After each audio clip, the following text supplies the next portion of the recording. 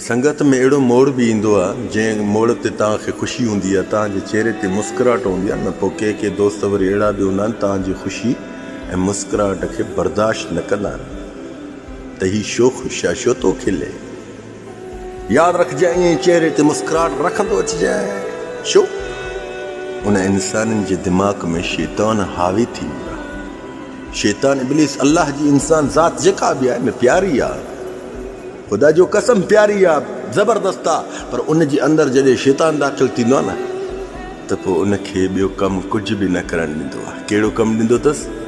उनखे अहिड़ी पॉइंटियूं यादि ॾियाराईंदो आहे जे पॉइंटुनि ते अची करे तव्हां सां वार कंदा,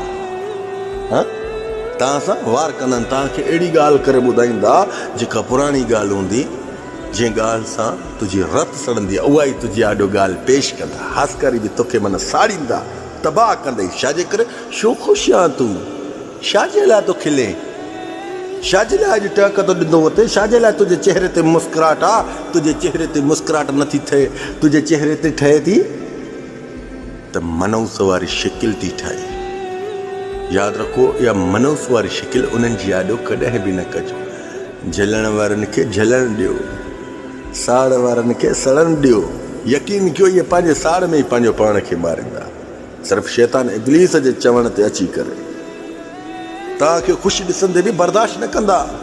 जेको सॼणु हूंदो त तव्हांजी ख़ुशी में बि ख़ुशि थींदो, जेको हेठि मथे हूंदो न त तव्हांजी ख़ुशी खे ॾिसी बि रत साड़ींदो पंहिंजी। यादि रखजांइ, ए इंसान, उन इंसान खे पंहिंजे चेहरे जी मुस्कुराहट ई ॾेखारींदो अचिजांइ। भलो हूंदो तुंहिंजे चेहरे जी मुस्कुराहट ॾिसी तोसां ख़ुशि थींदो। जेकॾहिं ॿियो नंबर हूंदो त तुंहिंजे चेहरे जी मुस्कुराहट ॾिसी पोइ तोखे अहिड़ी पुराणियूं ॻाल्हियूं ॿुधाईंदो जंहिं ॻाल्हियुनि में तुंहिंजी रत सड़ंदी। ख़ुदा जो कसम, घबराइजांइ न।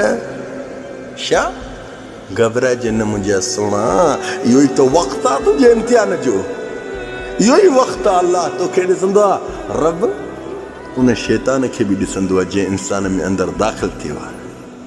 तोखे इन वक़्त में छा करणु घुरिजे? चेहरे ते अञा मुस्कुराहट वधा।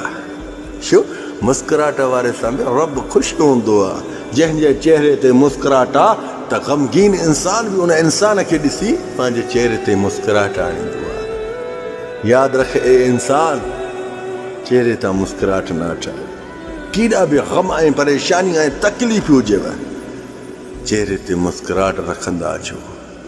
इहा गवाही आहे त रब आहे बि वाह त नाहे बि वाह। तूं रब सभ खां वॾो आहे, तूं मौजूदु आहे, सभु कुझु आहे मुंहिंजा अल्लाह, तूं मौजूदु आहे, सभु कुझु आहे। बाक़ी इन इब्लीस जेको रंग हलायो आहे, इन रंग सां बि तव्हांजी चेहरे जी मुस्कुराहट पुॼंदी आहे। जज़ाकल्लाह ख़ैर, मां सलाम।